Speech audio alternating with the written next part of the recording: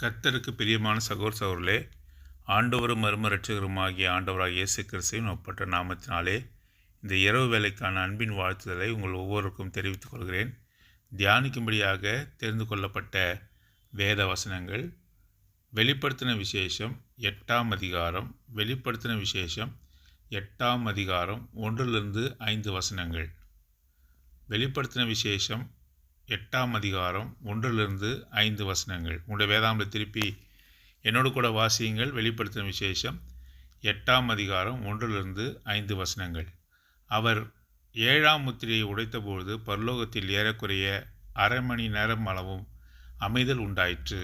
பின்பு தேவனுக்கு முன்பாக நிற்கிற 7 தூதர்களையும் கண்டேன். அவர்களுக்கு 7 எக்காலங்கள் கொடுக்கப்பட்டது. வேறொரு தூதனும் வந்து தூபங்காட்டும் பொற்கலசத்தை பிடித்து பலிபீடத்தின் படியிலே நின்றான். சிங்காசனத்திற்கு முன்பாக இருந்த பொற்பீடத்தின் மேல் சகல பரிசுத்தவான்களுடைய ஜெபங்களோடும் செலுத்தும்படி மிகுந்த தூபவர்க்கம் அவனுக்கு கொடுக்கப்பட்டது.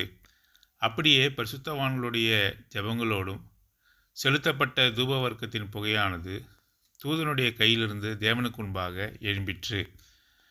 பின்பு அந்த தூதன் தூபகலசத்தை எடுத்து அதை பலிபீடத்து நெருப்பினால் நிரப்பி பூமியிலே கொட்டினான். உடனே சத்தங்களும் இடிமுழக்கங்களும் மின்னல்களும் பூமி அதிர்ச்சியும் உண்டாயின.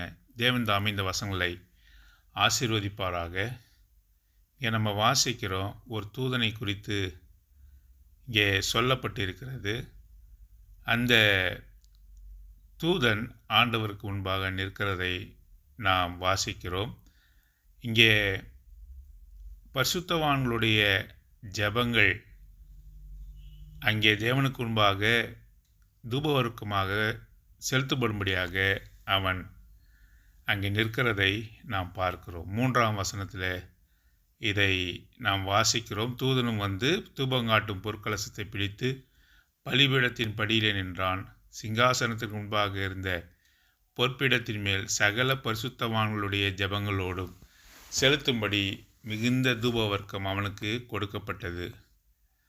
பரிசுத்தவான்களுடைய ஜெபங்கள் தூபவர்க்கமாக இருக்கிறது. அந்த தூபவர்க்கமானது கர்த்தருக்கு முன்பாக அது எழும்புகிறது என்று சொல்லி நாம் பார்க்கிறோம். அப்படியே பரிசுத்தவான்களுடைய ஜெபங்களோடும் செலுத்தப்பட்ட தூபவர்க்கத்தின் புகையானது தூதனுடைய கையிலிருந்து தேவனுக்கு முன்பாக எழும்பிற்று என்று 4ஆம் வசனத்தில் வாசிக்கிறோம். பரிசுத்தவான்களுடைய ஜெபங்கள் தான் தேவனுக்கு முன்பாக தூபவர்க்கமாக அங்கே எழும்புகிறது என்று சொல்லி நாம் வாசிக்கிறோம். பிறகு அந்த தூப கலசத்தை எடுத்து பலிபீடத்தின் நெருப்பினாலே நிரப்பி அந்த நெருப்பை பூமியிலே கொட்டும் பொழுது பூமியிலே உண்டான காரியங்களை நாம் பார்க்கிறோம். இடி முழக்கங்களும் மின்னல்களும் பூமி அதிர்ச்சியும் உண்டாயின. ஜெபங்களுடைய வல்லமையை குறித்து இந்த வசனங்கள் பேசுகிறது. குறிப்பாக பரிசுத்தவான்கள் ஏறெடுக்கிற ஜெபங்கள் வீணாக போவதில்லை. அநேகர் நாம் இந்த ஜெபங்களை குறித்து மிகுந்த அசட்டையாக நாம் காணப்படுகிறோம். கடமைக்காக ஜெபம் செய்கிறோம். ஆண்டவர் ஜெபம் பண்ண வேண்டும் என்று நமக்கு கட்டளை கொடுத்தபடினாலே அநேகர் ஜெபிக்கிறோம். ஆனாலும் கூட ஜெபமானது கர்த்தருக்கு முன்பாக ஏறெடுக்கப்பட வேண்டும். ஜெபமானது ஒரு உறவை காட்டுகிறது. ஜெபத்திலே எல்லாவற்றையும் கர்த்தரிடத்திலே சொல்லக்கூடிய வாய்ப்பை பெற்றிருக்கிறோம். அது ஒரு நமக்கு கொடுக்கப்பட்ட ஒரு ஈவு என்பதை அறியாமல் இருக்கிறோம். கிறிஸ்துவர்கள் என்றால் ஜெபம் பண்ணுவார்கள், கிறிஸ்துவர்கள் என்றால் கடமைக்கென்று ஜெபம் பண்ணுவார்கள் என்று அநேகர் உணர்ந்திருக்கிற விதமாக நாமும் கூட அப்படியாக இருக்கிறோம். ஜெபமானது ஒரு ரட்சிக்கப்பட்டவனுடைய விசுவாசியினுடைய வாழ்க்கையில் அங்கமாக இருக்க வேண்டும். அது உணர்வுபூர்வமாக செய்யப்பட வேண்டும். அது ஏதோ கடமைக்கென்று செய்யப்படாமல் தேவன் அதில் பிரியப்படுகிறார் என்ற ஆழ்ந்த சத்தியத்தை உணர்ந்து ஜெபத்தை நாம் ஏறெடுக்க வேண்டும். பரிசுத்தவான்களால் ஏறெடுக்கப்படுகிற ஜெபங்கள் தூபவர்க்கமாக தேவனுக்கு முன்பாக அது எழும்புகிறது என்று சொல்லி வாசிக்கிறோம். அதனுடைய வாசனை அவர் நுகருகிறார். அதற்கு பதிலளிக்கும் விதமாக அந்த ஜபங்களுக்கான பதில்களை அவர் இந்த பூமியிலே நடப்பிக்கிறார். அதன் அடையாளமாகத்தான் 5ஆம் வசனத்தில் நாம் வாசிக்கிறோம், சத்தங்களும் இடிமுழக்கங்களும் மின்னல்களும் பூமியிலே உண்டாயின, பூமி எதிர்ச்சியும் உண்டாயின என்று சொல்லி வாசிக்கிறோம். ஆகவே கர்த்தருடைய கிரியையை பூமியிலே நடப்பிக்க வேண்டும் என்று சொன்னார், கர்த்தருடைய செயல்பாடுகள் பூமியிலே காணப்பட வேண்டும் என்று சொன்னால் ஜபங்கள் எவ்வளவு முக்கியமாக இருக்கிறது என்று சொல்லி வெளிப்படுத்துதலில் நம்ம வாசிக்கிறோம். ஆகவே தூபகலசம், தூபவர்க்கம், பலிபீடத்தின் அக்கினி, இதெல்லாம் வெளிப்படுத்தின விசேஷத்தில் சொல்லப்பட்டிருக்கிறது என்று நினைத்து கொண்டிருக்கிறோம். ஆனால் இதெல்லாம் ஜபத்திற்குரிய காரியங்கள் என்று சொல்லி நாம் முன்பாகவே பார்க்கிறோம்.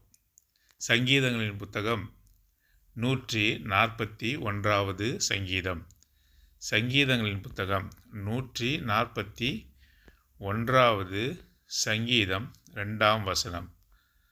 இதில் நாம் என்ன வாசிக்கிறோம்? 141வது சங்கீதம் 2வது வசனம். என் விண்ணப்பம் உமக்கு முன்பாக தூபமாகவும் என் கையெடுப்பு அந்தி பலியாகவும் இருக்க கடவுது. சங்கீதக்காரனாகிய தாவீது இங்கே சொல்லும்பொழுது என் விண்ணப்பம் உமக்கு முன்பாக தூபமாகவும், let my prayer be set forth before thee as incense என்று சொல்லுகிறான். ஆகவே கர்த்தருக்கு முன்பாக அங்கே தூபவர்க்கமாக காணப்படுகிற காரியம் என்னவென்று சொன்னால் அது ஜபம் என்று சங்கீதக்காரன் அங்கே தீர்க்க தரிசனமாக சொல்லி வைத்திருக்கிறான். அதை உணர்ந்திருக்கிறான்.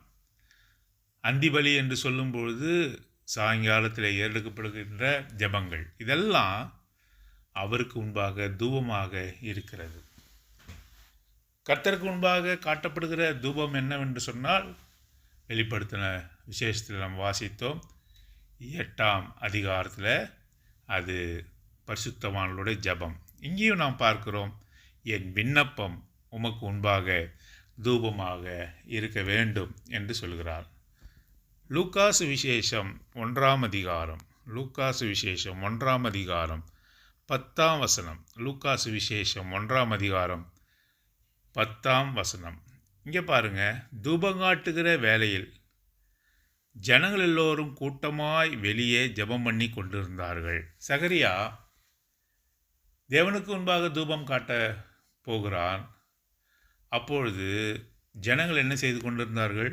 வேடிக்கை பார்த்து கொண்டிருந்தார்கள், அரட்டை அடித்து கொண்டிருந்தார்கள், அல்லது அவர்கள் சம்பாஷித்து கொண்டிருந்தார்கள், பேசி கொண்டிருந்தார்கள், சாப்பிட்டு கொண்டிருந்தார்கள் என்று சொல்லப்படாமல் தூபங்காட்டுகிற வேலையிலே ஜனங்கள் எல்லோரும் கூட்டமாய் வெளியே ஜெபம் பண்ணி கொண்டிருந்தார்.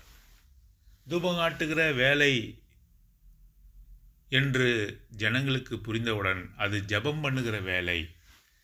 ஜெபம்தான் தேவனுக்கு முன்பாக தூபமாக அது இருக்கிறது என்று அறிந்த ஜனங்கள் தூபங்காட்டுகிற வேலையிலே ஜெபம் பண்ணி கொண்டிருந்தார்கள்.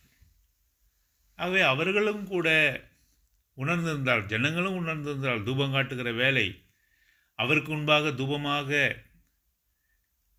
இன்சென்ஸாக, தூபமாக அவருக்கு முன்பாக எது இருக்கிறது என்று சொன்னால் பரிசுத்தவான்களுடைய ஜபம் என்று ஜனங்கள் அறிந்திருந்தபடியால் அந்த வேலையிலே தானே அவர்கள் ஜெபித்தார்கள் என்று சொல்லி ஜனங்களை குறித்து போடப்பட்டிருக்கிறது. மீண்டுமாக வெளிப்படுத்தின விசேஷம் 5ஆம் அதிகாரம் 8ஆம் வசனம். வெளிப்படுத்தின விசேஷம் 5ஆம் அதிகாரம் 8ஆம் வசனம்.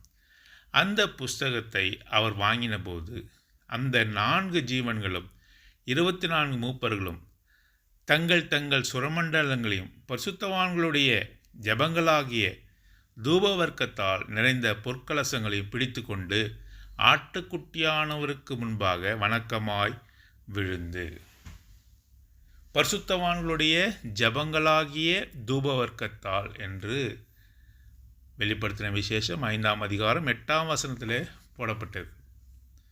ஆகவே பரிசுத்தவான்களுடைய ஜபங்கள் தூபவர்க்கமாக இருக்கிறது. தேவனுக்கு முன்பாக தூபம் காட்டப்படுகிறது, அது பரிசுத்தவான்களுடைய ஜபம் என்று சொல்லி வெளிப்படுத்தின விசேஷம் 5ஆம் அதிகாரம் வெளிப்படுத்தின விசேஷம் 8ஆம் அதிகாரம். இங்கே சங்கீதங்கள் புத்தகம் 141 2ஆம் வசனம் மாத்திரமல்லாமல் லூக்கா சுவிசேஷம் 1ஆம் அதிகாரம் 10ஆம் வசனத்தில் நாம் உணர்ந்து கொண்ட காரியம் என்ன? தேவனுக்கு முன்பாக தூபம் காட்டப்படுகிறது. அந்த தூபம் என்னவென்று சொன்னால், அது பரிசுத்தவான்களுடைய ஜெபம், விண்ணப்பம், மன்றாட்டு ஜெபம், இவையெல்லாம் அவருக்கு முன்பாக எழும்புகிற தூபமாக இருக்கிறது. அதற்கு பதிலாக அவர் என்ன செய்கிறார்? பலிபீடத்தின் அக்கினியினாலே அந்த தூப வர்க்கம் தேவனுக்கு முன்பாக அது எழும்புகிறது. அதனுடைய காரியம் என்னவென்று சொன்னால், அது முடிந்தவுடன் அதனுடைய எச்சங்கள் பூமியின் மீது கொட்டப்படுகிறது. அப்பொழுது பூமி அதிர்ச்சி, பல காரியங்கள் பூமியிலே நடைபெறுகிறது. ஆகவே ஜெபத்தினுடைய வல்லமையை குறித்து வெளிப்படுத்தின விசேஷம் 8ஆம் அதிகாரத்தில் வாசிக்கிறோம். பாருங்கள், எவ்வளவு உன்னதமான காரியங்கள் ஆண்டவர் நம்ம இடத்துல பேசி கொண்டிருக்க. இனிமேல் நாம் ஜெபத்தை குறித்து அசட்டையாக இருக்கக்கூடாது. அது தனிப்பட்ட ஜெபமாக இருந்தாலும், குடும்ப ஜெபமாக இருந்தாலும், அல்லது சபையின் ஜெபமாக இருந்தாலும், ஜெபத்தை குறித்து நாம் ஒரு நாளும் அசட்டை செய்யக்கூடாது. சீசர்களுக்காகவே தான் ஆண்டவர் ஜெபம் எப்படி செய்ய வேண்டும் என்று சொல்லி கற்றுக் கொடுக்கிறார். அநேக காரியங்களையும் கற்றுக் கொடுத்தாலும் கூட சீஷர்கள் அவரிடத்தில் விரும்பி கேட்கிறார்கள். நாங்கள் எப்படி ஜெபம் பண்ண வேண்டும் என்று கேட்கும்பொழுது அவர் எப்படி ஜெபம் பண்ண வேண்டும் என்று சொல்லி அவர்களுக்கு கற்றுக் கொடுக்கிற காரியத்தை நாம் பார்க்கிறோம். ஆகவே ஆண்டவர் இன்று நம்மிடத்தில் பேசி கொண்டிருக்கிறார். ஆகவே ஜெபத்தை அசட்டை செய்ய வேண்டாம். அதை நாம் தள்ளி போட வேண்டாம்.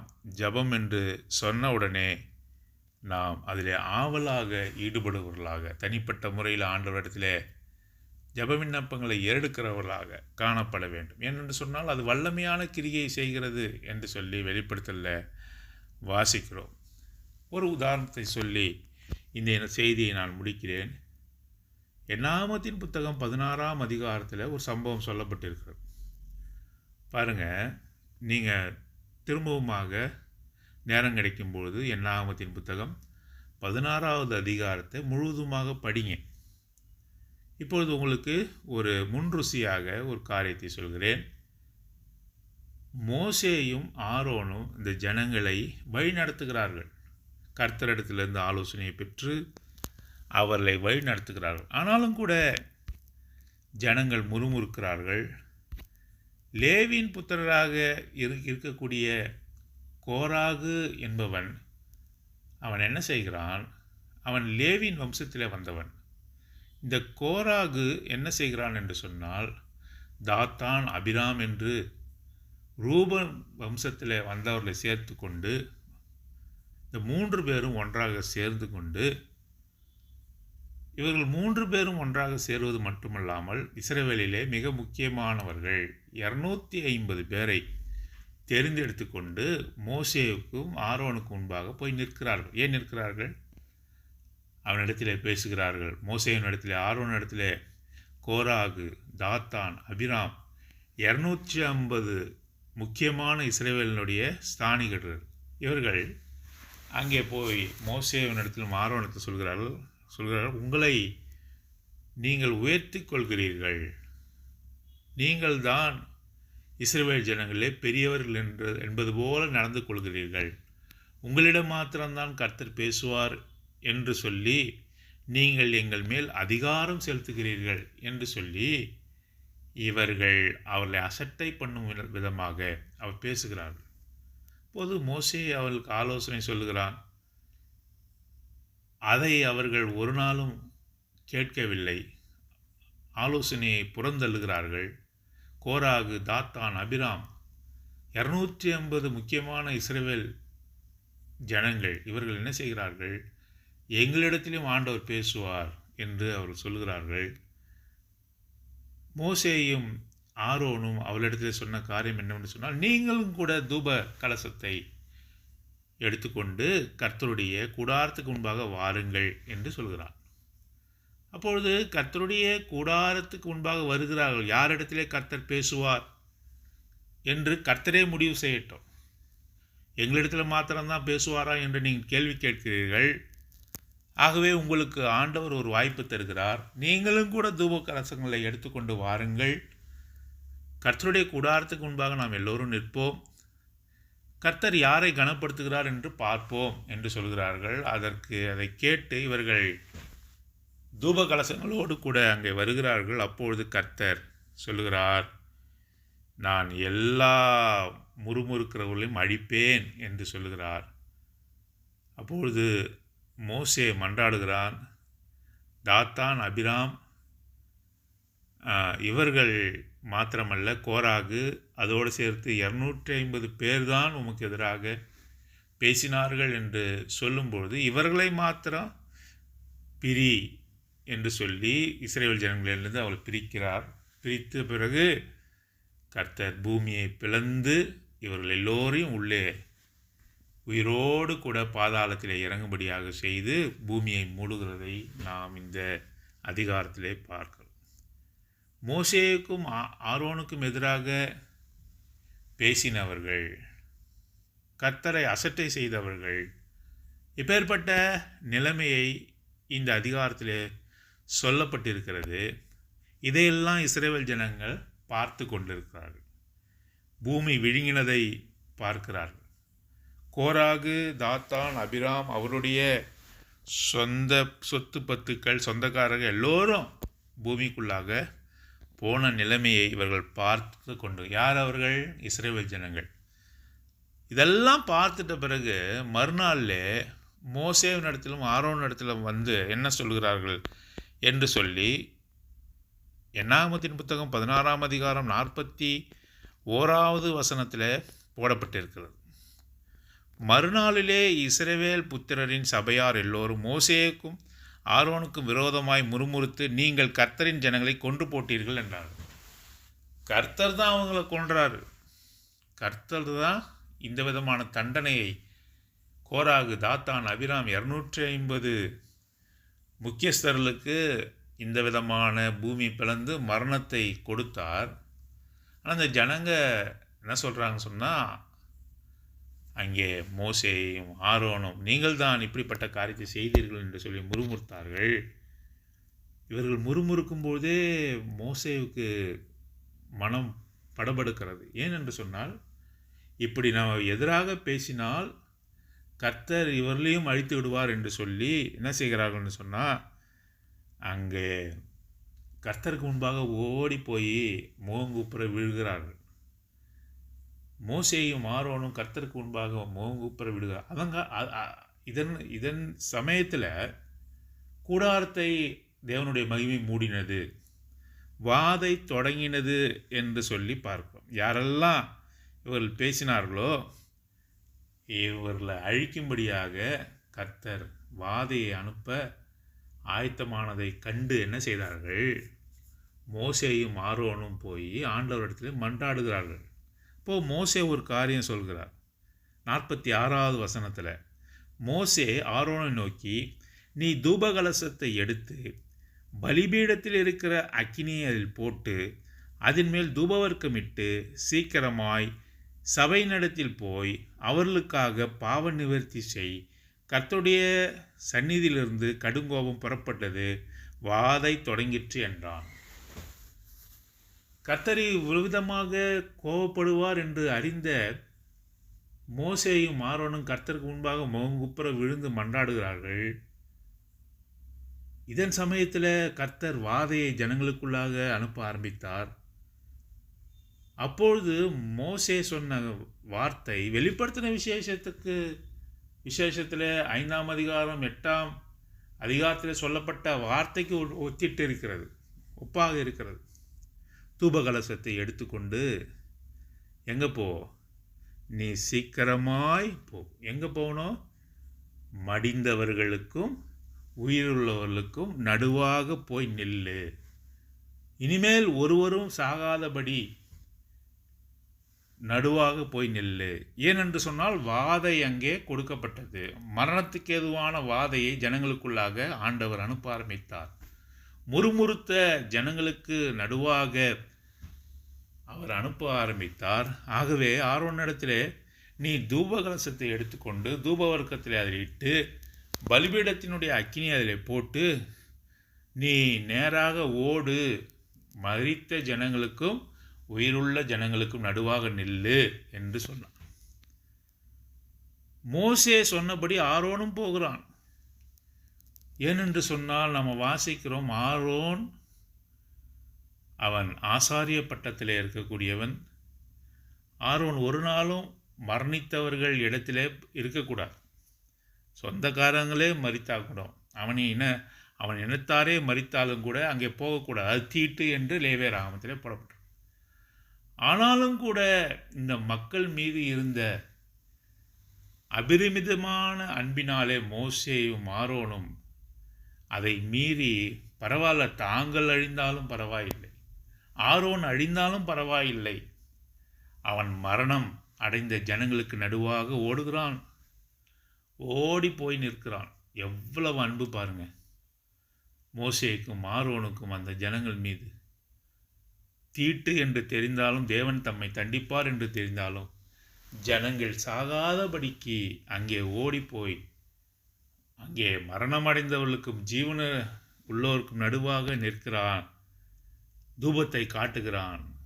நாம் வாசித்தோமே, அந்த தூப வர்க்கம் ஜபம் ஜபம் ஜபமாக இருக்கிறது, கர்த்தருக்கு முன்பாக ஜபமாக இருக்கிறது. ஆகவே ஆரோன் ஜனங்களுக்காக தூப வர்க்கமிட்டு அங்கே நிற்கிறதை பார்க்கிறோம். ஆகவே ஆண்டவர் வாதையை நிறுத்தினார். இவன் ஓடி போய் அங்கே நிற்பதை காட்டிலும், நிற்பதற்குள்ளாகவே எவ்வளோ ஜனங்கள் மடிந்தார்கள் என்று சொல்லப்பட்டிருக்கிறது. 14,700 பேர். இவன் போய் நிற்கிறதை காட்டிலும் வாதை அவர்களை கொன்று போட்டது. மேலும் அங்கே மரணம் நிகழாதபடிக்கு ஆரோன் மோசேயின் சொல்லை கேட்டு போய் நிற்கிறான். வாதை நிறுத்தப்பட்டது என்று சொல்லி 50வது வசனத்தில் நாம் வாசி பாருங்க. இந்த ஜபமானது எவ்வளவு காரியத்தை செய்கிறது. ஜபம் தூப வர்க்கத்திற்கு அடையாளமாக இருக்கிறது. ஜபமானது எவ்வளவு வல்லமையாக இருக்கிறது. நாம் ஜபிக்கும்பொழுது மரணத்தில் இருக்கிறவர்களை நாம் காப்பாற்றுகிறோம். பாவத்தினாலே மரணத்துக்குள்ளாக போய்கொண்டிருக்கிறோம். சத்திய சுவிசேஷத்தை அறிந்து கொள்ளாமல் பாவத்திலே மாண்டு கொண்டிருக்கிற ஜனங்களை காப்பாற்றும் பொறுப்பு நம்மிடத்திலே கையளிக்கப்பட்டிருக்கிறது. ஜபம் என்றால் தூபவர்க்கம் என்று சொல்லி அநேக வசனங்களை நாம் பார்த்தோம். கர்த்தருக்கு முன்பாக அது எழும்பினது. பரிசுத்தவான்களுடைய ஜபத்தை ஆண்டவர் கனப்படுத்துகிறார் என்று சொல்லி பார்க்கிறோம். பரிசுத்தவான்களுடைய ஜபம்தான் தூபவர்க்கமாக கொடுக்கப்பட்டிருக்கிறது என்று சொல்லி நாம் வாசித்தோம். இங்கே என்னாகமத்தின் புத்தகம் 16வது அதிகாரத்தில் நாம் பார்க்கும்பொழுது அங்கே ஜனங்கள் சாகாதபடி இறந்தவர்களுக்கும் மரித்தவர்களுக்கும் உயிருள்ளவர்களுக்கும் நடுவாக ஆரோன் நிற்கும்படியாக ஓடுகிறான். ஓடி போய் நிற்கிறான். ஜபதூபத்தை அவன் தேவனுக்கு முன்பாக மன்றாட்டு ஜபம், இன்டர்செசரி பிரேயர் அவன் ஏறெடுக்கிறான். அப்பொழுது அதை கேட்டு ஆண்டவர் வாதையை நிறுத்துகிறதை பார்க்கிறோம். வாதையை நிறுத்துகிறதை பார்க்கிறோம். இந்த ஜனங்கள் முரட்டாட்டமுள்ள ஜனங்கள். அவர்கள் தாத்தான், கோராகு, அபிராம் இவர்கள் 250 பேர் மரித்ததை பார்த்தும் கூட ஆண்டவருக்கு எதிராக வார்த்தைகளை பேசும்போது அவருடைய கோபம் மூழ்கிறது. அதை ஆற்றும்படியாக மோசேயும் ஆரோனும் செய்த காரியம் ஜபதூபத்தை தேவனுக்கு முன்பாக கொண்டு சென்றார்கள் என்று சொல்லி நாம் பார்க்கிறோம். ஆகவே ஜபம் எவ்வளவு முக்கியம். ஜபத்தை நாம் அசட்டை செய்யலாமா? ஒரு நாளும் செய்யக்கூடாது. இந்த விதமான காரியத்தில் அடியனும் கூட ஜபத்தை அநேக முறை நானும் கூட அசட்டை பண்ணியிருக்கிறேன். அதற்காக கூட நான் ஆண்டவரிடத்தில் மன்றாடி நான் ஜெபித்திருக்கிறேன். நாங்கள் மனுஷர்களாக இருக்கிறோம், மனுஷீகத்தில் இருக்கிற பலகீனங்கள் உண்டு. அசதி, சோம்பல், சோர்வு, லௌகீக கவலைகள், குடும்பத்தை குறித்து கவலைகள், மற்ற காரியங்கள், இதெல்லாம் நாம் தேவனை நோக்கி ஜெபம் பண்ணும்படியாக ஜெபம் செய்ய முடியாத அளவுக்கு தடை செய்கிறது. ஆனாலும் கூட நாம் அதெல்லாம் ஒதுக்கி வைத்துவிட்டு கர்த்தருக்கு முன்பாக பரிசுத்த ஆசாரிய கூட்டமாக நாம் இருக்கிறோம். நமக்கு பேர் என்ன? ராஜரீக ஆசாரிய கூட்டம், த ராயல் பிரீஸ்ட்ஹுட். அவருக்கு முன்பாக நிற்கக்கூடியவர்கள், அவருக்கு முன்பாக நிற்கக்கூடிய ஆண்டவராக இயேசு கிறிஸ்து கூட பிரதான ஆசாரியனாக தமது இரத்தத்தை காட்டி கர்த்தருக்கு முன்பாக நின்று நமக்காக பரிந்து பேசுகிறவராக இருக்கிறார் என்று சொல்லி நம்ம எபிரேயரில் நம்ம வாசிக்கிறோம். ஆகவே இந்த ஜெபத்தினுடைய முக்கியத்துவம் நாம் உணர்ந்து கொண்டோம். அதுவும் ஒரு வகையான ஊழியம்தான். நாம் ஜெபிக்கும்போது கர்த்தர் பெரிய காரியங்களை இந்த உலகத்தில் செய்கிற இடி முழக்கங்கள், பூமி அதிர்ச்சிகள், மின்னல்கள், அதெல்லாம் கர்த்தர் இந்த உலகத்தில் செய்கிற காரியங்கள் அடையாளமாக இருக்கிறது. ராஜாக்களை தள்ளி ராஜாக்களை எழுப்புவார் எப்பொழுது? நாம் ஜெபிக்கும்போது. ஒரு பட்டணமே மனம் மாறும் எப்பொழுது? நாம் ஜெபிக்கும்பொழுது. சிறைசாலை கதவுகள் திறக்கும் எப்பொழுது? நாம் ஜெபிக்கும்பொழுது. மரணத்துக்கு ஏதுவானவர்கள் விடுதலையாக்கப்படுவார்கள் எப்பொழுது? ஜெபிக்கும்பொழுது. ஆகவே ஜெபம் என்பது ஒரு ஊழியமாக இருக்கிறது. அசட்டை பண்ண வேண்டாம். எவ்வளவு மனபாரங்கள் இருந்தாலும், கவலைகள் இருந்தாலும், துன்பங்கள் இருந்தாலும், ஜெபிக்கிறதை ஒரு நாளும் கைவிடாமல் அவருடைய விசுவாச பிள்ளைகளாக நாம் அவரை நோக்கி ஜெபிக்கும்பொழுது, பரிசுத்தவான்களாக நின்று ஜெபிக்கும்போது நம்ம ஜெபத்தை கேட்டு பெரிய காரியங்களை செய்கிற தேவனாக இருக்கிறார். ஆகவே இதை உணர்ந்தவர்களாக நாமும் கூட பொறுப்புடன் நடந்து கொள்ள தேவன் தாமே நமக்கு உதவி செய்வாராக. ஆமேன்.